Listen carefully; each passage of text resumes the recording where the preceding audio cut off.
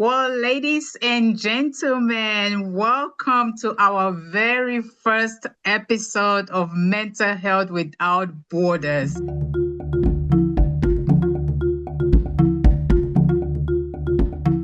My name is Martha Essay, and I am your host. And I'm also a psychiatric nurse practitioner, a mental health advocate, and the founder of Mental Health Without Borders, and also the founder and owner of Headspace and Wellness Clinic. This podcast is dedicated to bridging the global mental health gap by fostering meaningful conversations, raising awareness, and breaking the stigma surrounding mental health in diverse communities around the world and in the African community in particular. I'm joined here with four beautiful ladies. I have Antoinette, and I'll let Antoinette introduce herself real quick.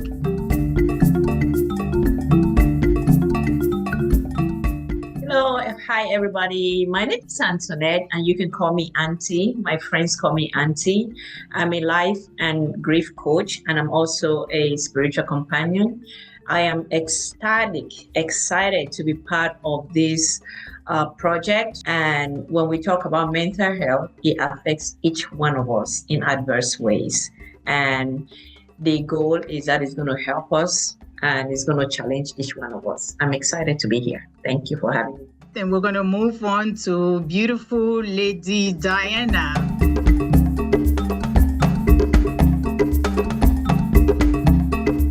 Hello, everyone. As she said, my name is Diana. I am a psychiatric mental health nurse practitioner. I've been practicing for 2 years now. I am very excited to be a part of this group.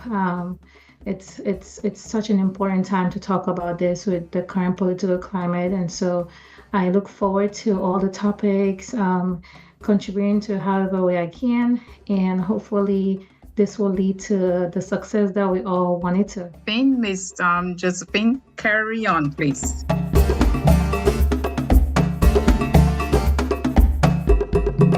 Hello, everyone. I am Josie Fongo. I'm a family nurse practitioner with over a decade of healthcare experience providing care for individuals across the lifespan.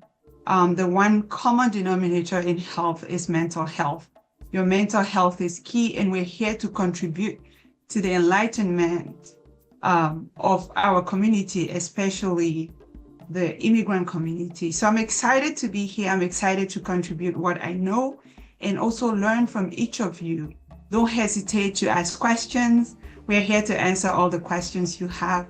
If we don't know the answers, we will seek experts who can contribute to answer your questions and help you make informed decisions when it comes to your mental health. Thank you.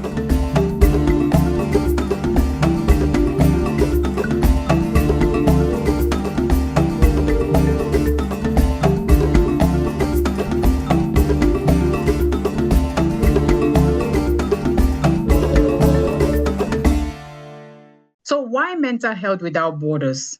Mental health struggles do not recognize borders, yet access to care, education, and resources remain deeply unequal across the globe. Our mission is to create a space where we discuss pressing mental health issues, share real-time stories, and explore solutions that empower individuals and communities to take charge of their mental well-being, no matter where they are.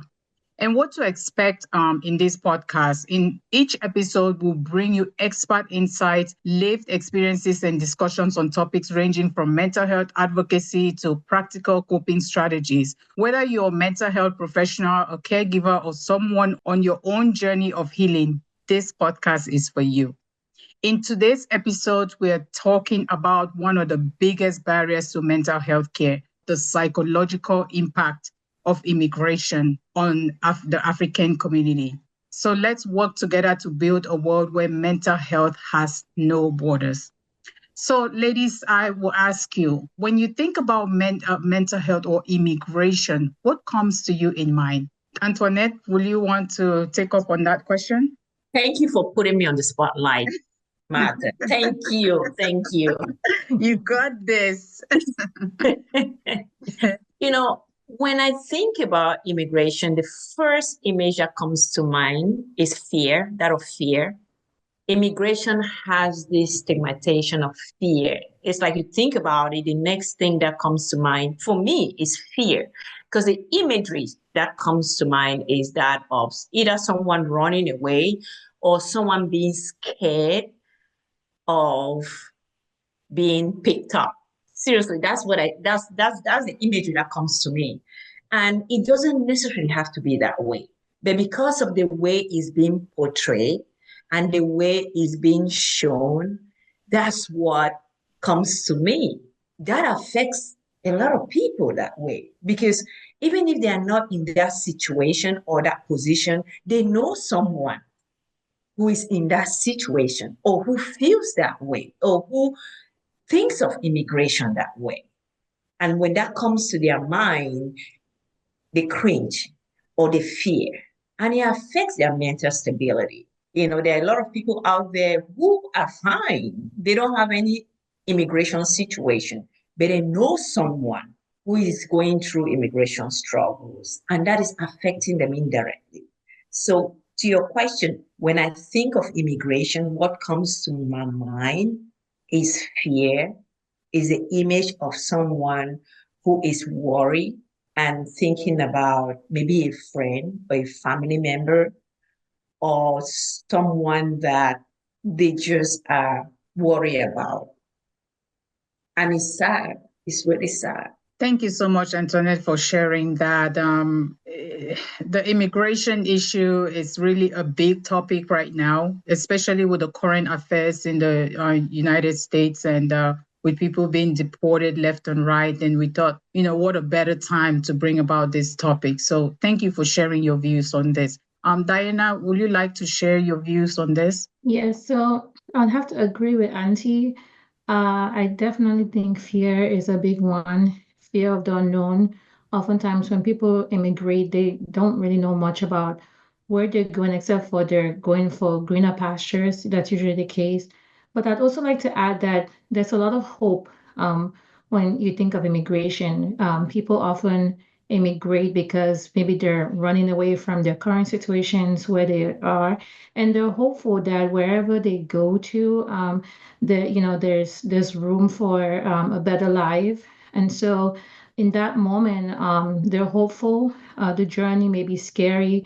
They may go through a lot of fear and anxiety. When they get there, there's also a lot of uncertain when it comes to mental health disorders. You have a lot of depression when you get there and you realize that it's not what you expected it to be. And so in that realization, you have a lot of depression, anxiety, and then eventually it can be something that leads to joy. Maybe when you say you will finally get to the self-actualization, when you get that dream job or you finally can afford, food for your family and even help those back home. So it definitely an array of emotions. You can also go through a lot of mental disorders in that time frame.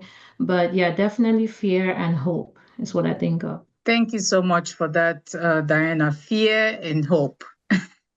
That's our lived experiences, fear and hope. I like that. So, Josie, can you please tune in and just let us know what your thoughts are when we talk about immigration? Yes, thank you, Martha. When I think about immigration, what I see is an opportunity for change. Change is something that is constant. And with change comes opportunities. And there's no one-sided coin, right? So the opportunity can be positive or negative. I think the negative side of change when it comes to immigration is what we are discussing today because it impacts our mental health.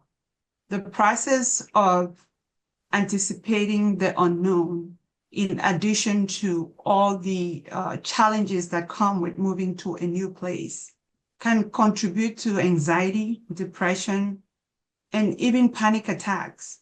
And these are some things that we often stigmatize as a culture and throw under the rug.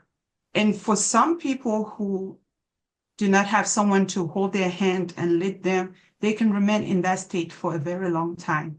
And so I'm excited to be here because we're going to be unraveling all the different challenges, the downside of change and opportunity, as well as the positive sides that come with it, positive sides of the opportunity, which, as Diana mentioned, it's hope. Hopes that our lives will get better, hopes that we'll realize our dreams and self-actualize at some point. But it makes sense to weigh both sides as we embark on the journey of immigration, knowing that the grass is not always greener on the other side can help give us closure, and as well as enlighten us to share our experiences so that those who come after us don't have to live the same way or don't have to relive our experiences. They can skip some steps. Thank you so much, ladies. Thank you. And, for many of us, especially us professionals in this field, our passion, comes from working with immigrants, and just, listening to what they have to say and their stories. And yes, some of us immigrated here for greener pastures, but we came and then we okay, is this what it was? So it was the America that we saw on TV, right? Yeah. So you saw that on TV, you're like, okay, this is the life that I want to live. But how many of us are actually living that life? How many of us are even having time for our mental Live that health? life. Yeah. Yes. Because for the most part, we work. We don't have the time to even spend with our families. Yeah. You can even be going through depression and you don't even know that you're depressed. So I think a lot of these conversations, they're really going to help us to be able to even realize, to recognize when we need help, and to know that it's okay to reach out for help when you do need help. And as a community, I know we already have communities, but how often are we even able to help each other? So I think some of these conversations can help. So we realize that mental health disorders are real. Depression is just not something that you can just get over. Anxiety is not something you can just get over. You need a community and you do need that support. So we're hoping that whatever we're able to share here, we're able to get other people to share their experiences, their lived experiences, because we can only learn from these lived experiences. So that's going to go into the next question, ladies. So what inspired you all? I know when I came up with this idea, most of you jumped on it in spite of your busy schedules. You're very busy, ladies, but you did decide that you want to be a part of this. So what made you really want to be a part of this movement? Antoinette, since you're on the screen, we're going to go with you. I'm coming for you again. We'll go well, it's Ash Wednesday. It's Ash Wednesday, so I'll give you a pass on that. I was just going to circle back to something that you said, to a statement that you said before I answer your second question. The other thing about immigration that I feel as immigrants in the diaspora that we haven't really been fair and upfront with is honesty. We haven't been honest with ourselves and with the loved ones that we have back home. Because we painted this picture, this rosy picture of life abroad. And everyone back home wants to travel. And we're not giving them the challenges. We're not being transparent with them about some of the challenges that we face when we come here. And that's part of the immigration issues that we're having now. And that's part of the immigration challenges that we are facing now with some of our brothers and sisters, because we're not giving them the other side, the darker side. So I just wanted to touch on that, because when we go back home, we give them all these stories, the rosy stories, what they see on TV, and they get all excited. And trust me, I'm not dismissing the fact that things are challenging back In Africa, things are challenging back in third world countries. There are no jobs. I'm not dismissing that. I'm just saying that we also need to be transparent with our brothers and sisters back home by telling them the truth about how life is out here. Going back to the question that you asked about why we decided to join you on this bandwagon, right? Well, when you talk about mental health is a broader topic. I mean, is where do we start? Where do we start addressing it? Every single aspect in our life is intertwined with mental health. We cannot live a healthy life without having a healthy mental health. I don't care who you are. I don't care how you describe your life. If you're not taking care of yourself, you cannot be healthy. You can be in the gym. You can be in the gym every day, 365 days. If your mental health is not intact, you're not well. I don't care who you are. It's intertwined with every aspect in our life. So we need to be honest with ourselves. We need to look inward. We need to do self-examination. And another thing is talking about it. We're not from the culture where we are comfortable talking about things. We are comfortable talking about how we are doing. Mm-hmm. If you call me, Martha, and say, Auntie, how are you doing today? I should be able to say, I'm not okay. I should be able to say, I'm not doing well today. I don't need to pick up the phone and say, I'm good when I'm not. So those are some of the conversations that we need to have. Those are some of the conversations that we need to make, we need to normalize. So that way when your friend calls you and say, hey girl, how are you doing? And you pick up your phone and say, sis, I'm not doing okay. And then she can say, what's going on? Or she can ask you, what's going on? And then the conversation goes on.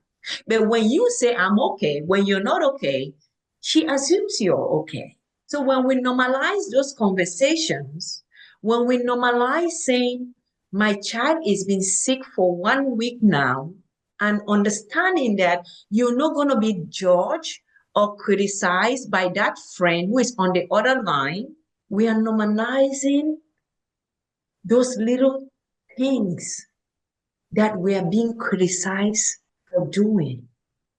We are making it seem okay to say, you know what, today, I'm just going to have a lazy day. And it's okay to have a lazy day without any reason, without giving any excuse for having a lazy day. Just sitting on your couch without popcorn and watching Netflix without feeling any guilty.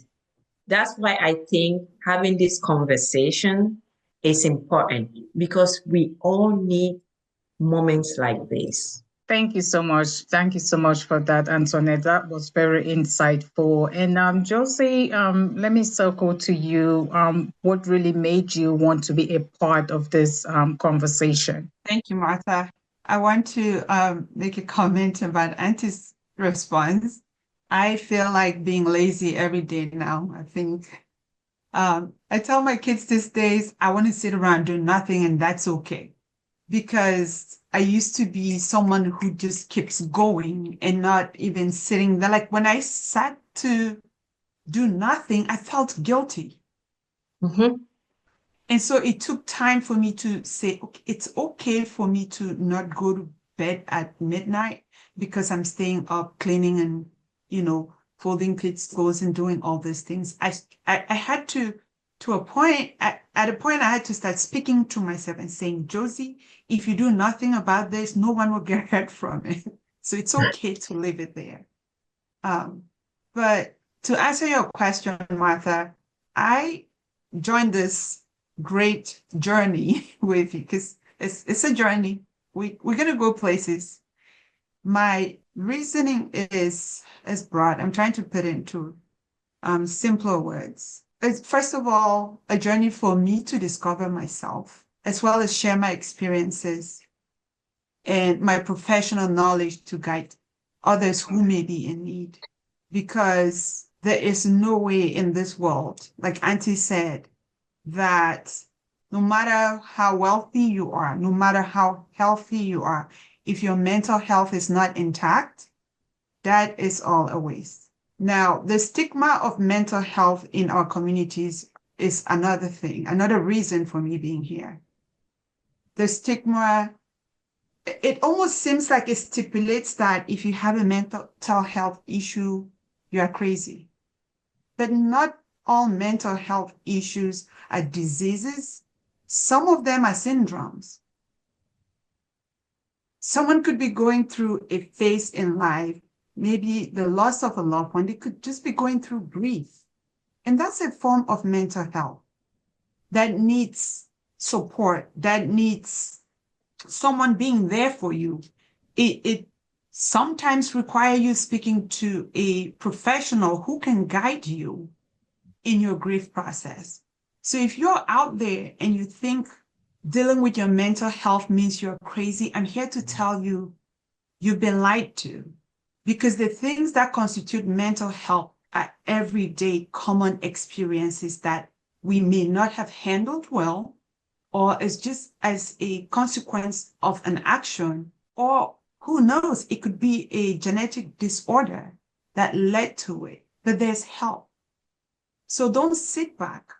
You don't have to come on social media like we have and tell us your story. Maybe you're not there yet, but talk to someone, talk to a professional.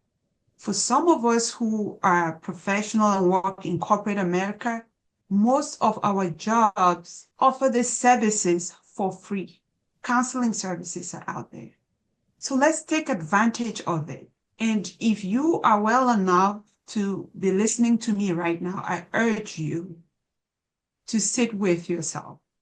Taking care of yourself doesn't mean wearing nice clothes and makeup and showing up and showing off.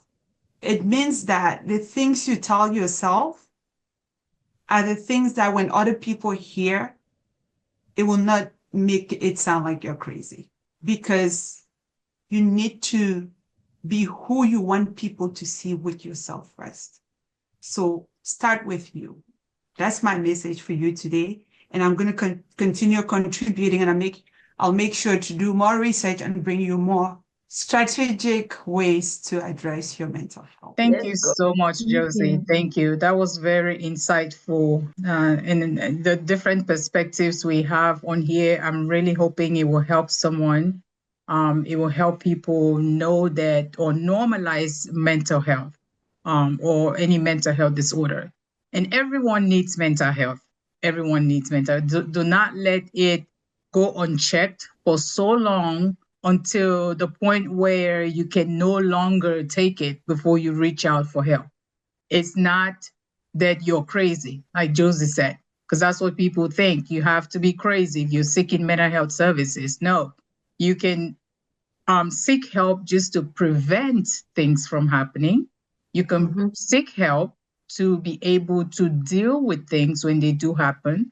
And you can also learn some therapeutic techniques on how to deal with these things when they do happen. Because guess what? Things are going to happen. Life is lifing, right? So life is lifing. It is lifing. And so, adulting is adulting. Adulting. And there is going to be pain. You just have to choose your pain. That's right. And the thing is, when these things happen, how do you respond? Is the response that matters. It's not the things that happen, be it grief or whatever you're going through. When you have these techniques, that they're in your toolbox, just like you have that toolbox where you reach out for to repair something, your mental health is no different. You can reach out in your toolbox and get what you need to get out of it and use it when you need to use it. So Ms. Diana, who are psychiatric nurse practitioner here, who has been working with a lot of patients, I'm sure you have some experiences to share with us too. When you ask why did I decide to focus on mental health, the question I ask myself is, why didn't I focus on mental health earlier? When I look back in my life, I've realized that be it through the different cycles, situations. I've dealt with mental health, but it's just like you said, in our community, that's just something that, I mean, that's the last thing you're going to think about is that you're depressed or that you're going through anxiety. And so I often wish that I had, if I had platforms like this, or if I had been more knowledgeable about things like this, I would have been able to, I guess, navigate the situations better. I mean, when I was in college, I worked we did research on some goats in one of my projects, and I even noticed and firsthand experience a goat deal with mental health. The child had died, and the goat just stopped eating. It was just like it isolated itself. It just would not do anything that it usually did. I mean, even if a goat can even be depressed, what more of us humans? We're so much more smarter than goats, right, or animals. And so mental health is everything. You can be wealthy and healthy and have all the love and support. And once your mental health is not stable, it doesn't matter. I mean, that's why you have people who have the war, you would think, committing suicide. What happened? Why did this person do this? They seemed on the surface they had a perfect life, but the mental health, obviously, it was broken. And so I think we all have to be very, very aware of our mental health. And I think that the more we talk about it, even as we educate our kids and family members, the more I think we'll be more open to navigating our emotions and just being more versed in dealing with everything that comes with it. And when you talk about focusing on immigration, that's something that, I mean, I'm surrounded by people who have dealt with it. All my family members came through America, dealt with immigration. I personally dealt with immigration and the consequences that had to deal with that. Kept coming here. I was younger. I didn't have papers. I wasn't aware I didn't have papers until when I was in getting ready to go to college. And then that's when I became aware that, oh, you're illegal. And so the shock of the whole thing and having to deal with knowing that I could get deported, having to deal with the fact that I wasn't going to go to college because I had no papers. I firsthand dealt with depression. I'd cry about it, and my friends never understood what was going on with me because they're like, well, I mean, they all had papers, so they didn't even understand why. Yeah, And so things like that, yeah, I didn't even know I was depressed. But when I go back, I literally had all the signs of depression, or be it even as a nurse, the stigma. I remember mental health was my worst clinicals. I hated it. I was like, I can't wait to be done with this. I still had that stigma even as a nurse. It's crazy that I can even say that out loud, but that was So my worst true. clinicals. I just wanted to get it over with. And because, avoidance, right, I mean, I avoidance.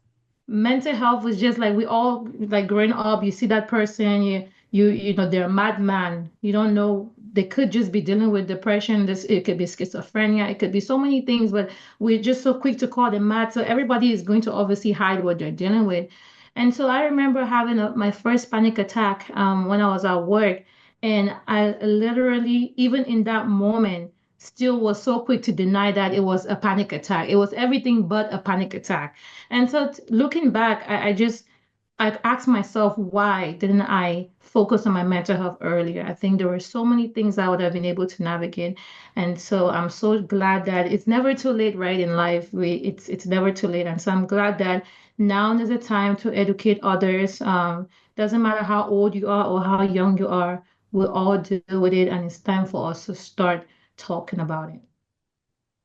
Thank you Absolutely. so much, Diana. Thank you. And we all have lived experiences here in the United States, and that's something that we will talk about them hours and hours and hours.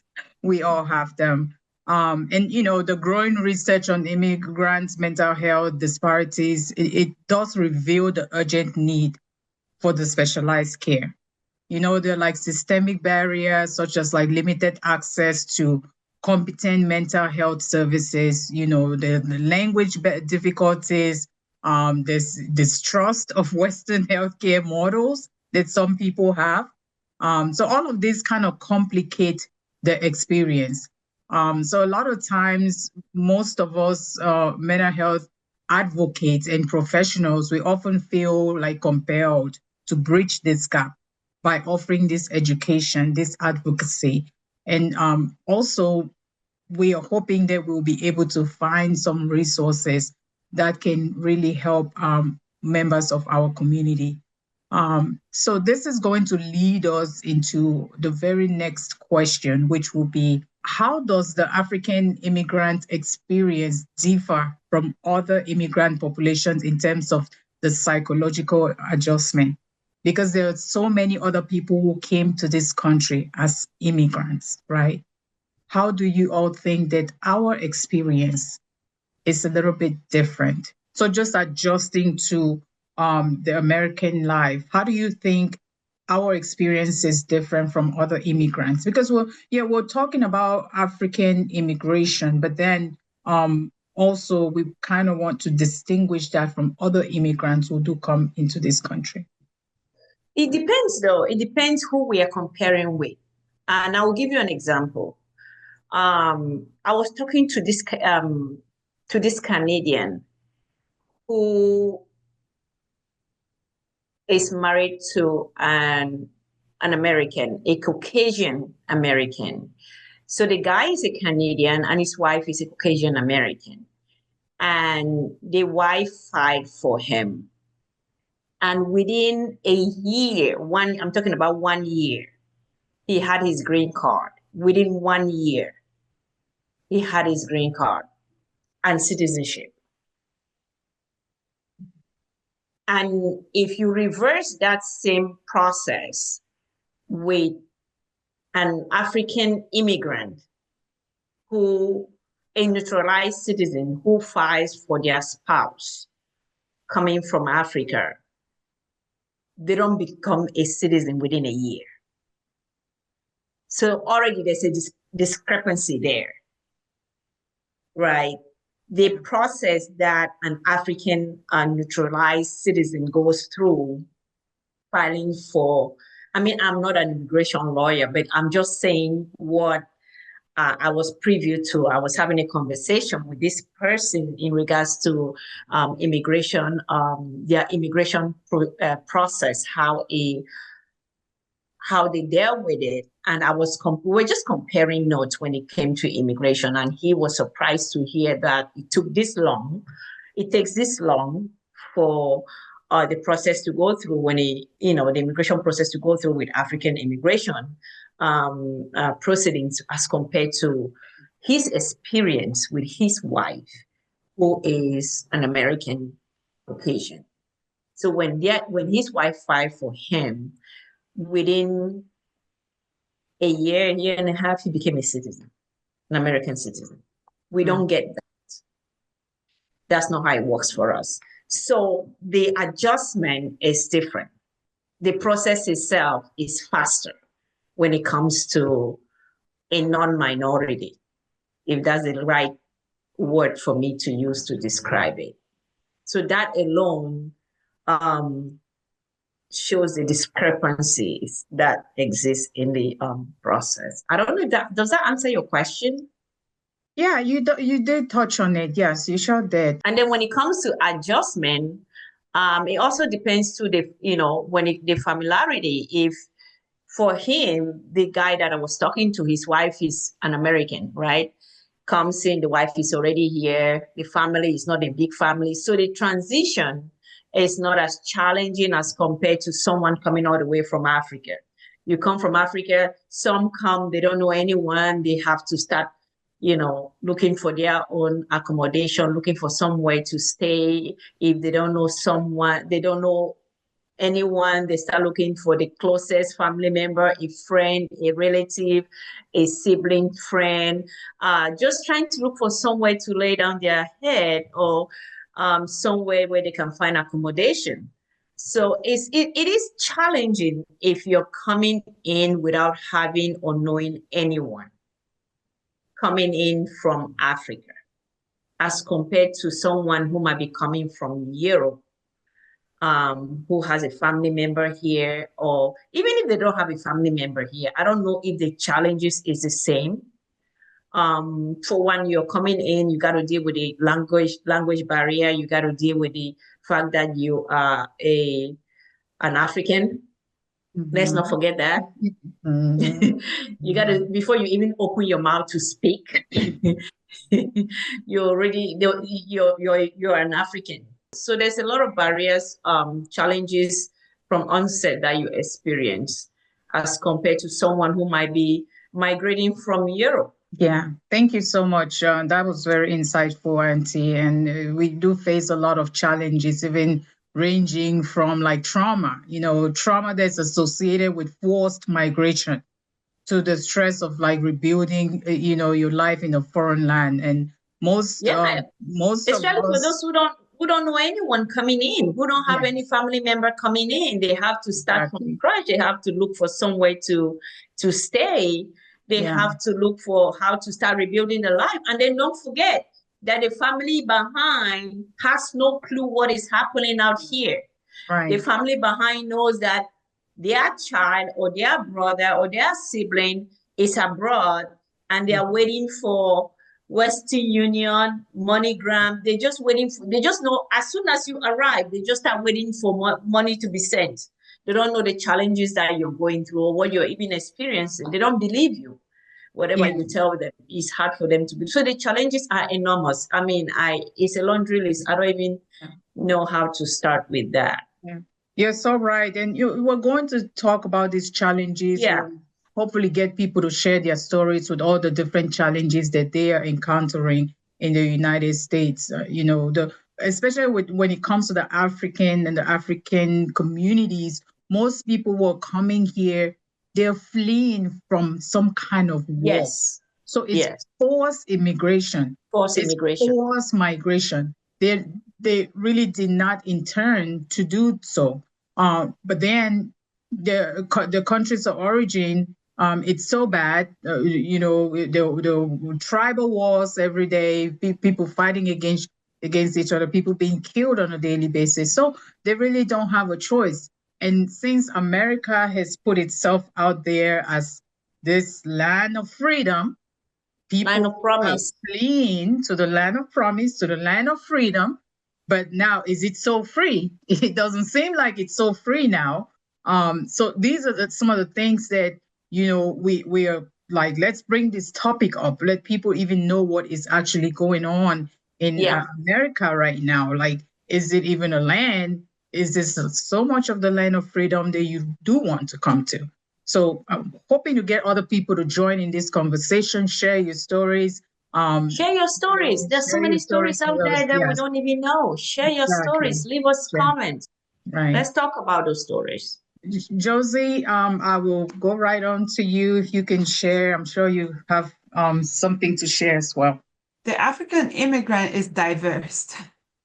So that's broad. And I hope in the future we can narrow it down to like a region, because those of us from West Africa may have different, even individual challenges are different, as well as regional challenges. So Northeast, West, Central Africa, North Africa, North African immigrants, we all have different challenges. The one that stands out to me is the work and language barriers. So imagine that a vast majority of immigrants who come to this country are highly educated.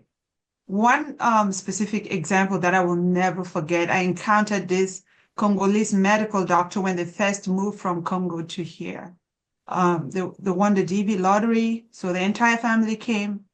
Legally, they had papers, but they had language barrier because they didn't speak any English. Yet, he was a medical doctor. So imagine him having to go through trying to learn the language and potentially transferring his credentials so he could be able to find work here in America. That never happened. I'm still in touch with him today. It never happened because he gave up at some point. It's like, I'm going to be old by the time I'm done doing this. The one reason I came was the opportunity for my children. And at this age, if I start the process after having to go to school and learn English, then start the process of residency and all that to be able to get the equivalent of my degree, I'll be old. I'll be retiring by the time I go through with that. So that's one challenge. Our academic credentials not being equivocal when we get here. That's one. Another thing is that the language barrier, as well as the mental health complications that result from that. Because think about it. If you're a medical doctor back home, owning your own practice, and you move to America for any reason, any job that you will get will be way beneath you. And that alone is a source of stress, is a source of grief because you lost your, your source of livelihood, something you were passionate, you lost something you built by moving here, right? So it's a source of grief, it's a source of stress, it's a stressor, and it's a source of like certain challenges. Like you can't even tell your kids. These are kids who used to have nannies, and now they have to do everything for themselves. They used to have a chauffeur who took them to school every morning, and now they have to stand in the cold and wait for the bus. So the transition impacts us differently, but in this particular instance, it's the entire family. And I feel like some sort of shame comes with this particular example that I gave you. And that's just one of many stories that are out here with work barrier, what we left back home versus what we are pursuing here, not knowing what to expect when we get here. Thank you so much for that, Josephine. The challenges are just so many that when people start sharing their stories, it almost brings you to tears. What you shared, especially with the physicians, that's what we see with a lot of physicians who have immigrated in this country. It's almost like their education is null and void. They have to start all over. And where do you start? That's the question. Where do you start? So Diana, I will give you the opportunity to also share your viewpoint on this, please. Absolutely. So like Josie said, I guess it all varies on like the region and stuff. But I will say certain African immigrants, migrating here, it may be a little bit different because I think for the most part, maybe that region, they don't have as vast of a history of immigration to the US as maybe other places. So they don't have well-established communities here, like let's say maybe somebody of a Hispanic community who comes here and they've been migrating here for years and they already have like a very solid place where they could go for help, or maybe European immigrants. So it is a little bit different for people who come here, and it's not as easy to find others from their region. I know people who came here and they knew nobody. And so literally had to start from scratch. Like you don't even know where you're going to sleep.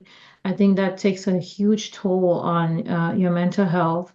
And piggybacking off of what Josie said, it is so true. If you left a high paying job or like a prestigious job from back home and you come here, usually it's not something that you're just going to come here because you wanted to come. Something obviously happened and you had to flee whatever was comfortable there and coming here and having to literally start from scratch. Nothing that you do you will be at the level at which you were back home there.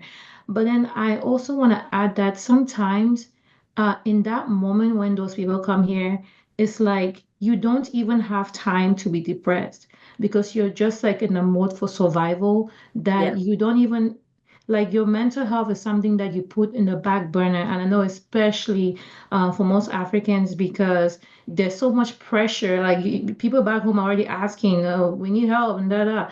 And so you put all that in the back burner and then you just trying to make ends meet. And eventually, as we all know, it will come crashing when you can no longer bear it. And so I think the African immigrant definitely deals with a lot of pressures, and sometimes that comes with neglecting their mental health, and which can eventually lead to negative repercussions. Yeah. Yeah, Well, totally. Thank you. Totally. Thank you all. Thank you. Yeah. Yeah, thank you all so much for all the perspectives on this. Together, we can make a difference. We can make a difference. And by sharing all these experiences again and talking about this, all these other issues dealing with mental health, it truly can change someone's perspective and also help someone to navigate their mental health challenges. So we will continue with these discussions. Ladies, thank you all so much. This was very, very um, insightful. This was very productive on the first recording, very first recording. So round of applause. We are only going to get better. The conversations are only going to get more interesting. Next time, we would like to continue this conversation. We'll talk about some of the cultural shock and identity crisis. We're also going to try to navigate a little bit more about the challenges. We do want to hear those challenges because that's what a lot of people face in this country, the challenges. So if you can join us next time, we will be great to have you. And please share your stories, like this video, subscribe to this channel. Josie is streaming. I don't know if Antoinette is streaming, Diana will be streaming, and I will be streaming. So all the platforms, please, we do need to have everyone on here.